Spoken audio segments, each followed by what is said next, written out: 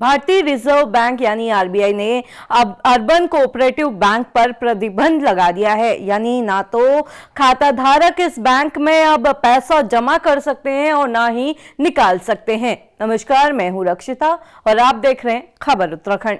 देहरादून के urban cooperative bank से एक बड़ा घपला सामने आया है। इस बैंक में 9,000 लोगों के 124 करोड़ रुपए फंस गए हैं और सबसे हैरानी की बात यह है कि आरबीआई हर साल बैंक का ऑडिट करता रहा है। इसके बाद भी किसी को कुछ पता नहीं चला।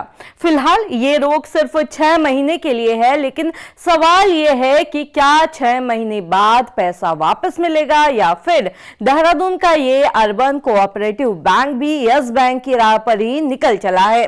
सवाल यह भी है कि आखिर इतना बड़ा घपला हुआ कैसे, ये किसने किया और आरबीआई को इतने सालों तक इसका पता क्यों नहीं चला। दरअसल देहरादून में इस घोटाले की शुरुआत साल 2013-14 में हो गई थी। तब बैंक प्रबंधन ने अपने चहेते लोगों को धड़ाधड़ कर्ज बांट दिए, कभी मशीनरी खरीदने के नाम पर, कभी बिजनेस के नाम पर।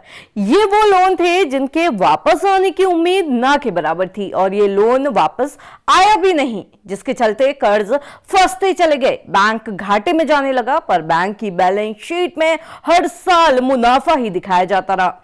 सालों साल ऐसा ही चलता रहा। लिहाजा आज हालात ये हैं कि बैंक का एनपीए यानी फंसा हुआ कर्ज 38 करोड़ तक पहुंच गया है और जब तक आरबीआई की इस पर नजर पड़ी तब तक बहुत देर हो चुकी थी। अब बात करते हैं कि आखिर ये किसकी वजह से हुआ।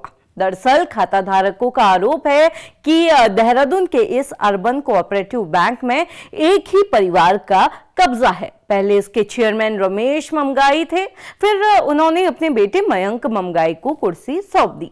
आरोप है कि इस बाप बेटी की जोड़ी ने नियम कायदों को ताक पर रखकर कर्ज बांटे और धीरे धीरे बैंक को खोखला कर दिया और जब तक इसका भांडा फूटा तब तक बहुत देर हो चुकी थी।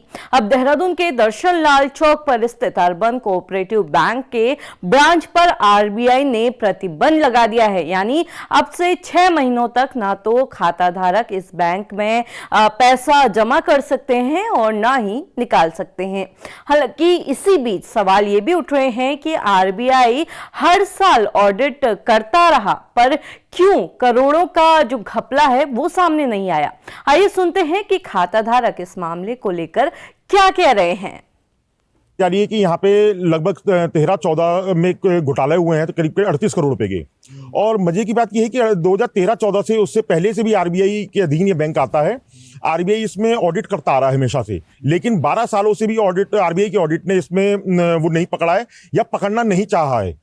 तो ये बहुत बड़ा गंभीर सवाल खड़ा करता है आरबीआई की प्रणाली पे कि इस प्रकार से 12 सालों में एक घोटाला आप पकड़ नहीं सके और आज अचानक से एक घोटाला पकड़ते हैं और एक कस्टमर जो कि आम जनता का पैसा है, आप उसके ऊपर सारी रोक लगा देते हैं। इस पे ग्राहक का क्या वो है रोल? भाई अगर कमी है तो विभाग की, इनकी बैंक की कमी है, बैंक कर्मचारियों को आप एफआईआर करिए, उनको पकड़िए, अपने आप के जो ऑडिट करता है पिछले 12 सालों से उन पर आप कार्रवाई करिए। इसमें आम व्यक्ति की क्या कमी है? तो कितने वित्तीय लेन देन पर रोक लगी है और आपका कितना है? अभी 1 रुपए का भी आप लेन देन नहीं कर सकते हैं।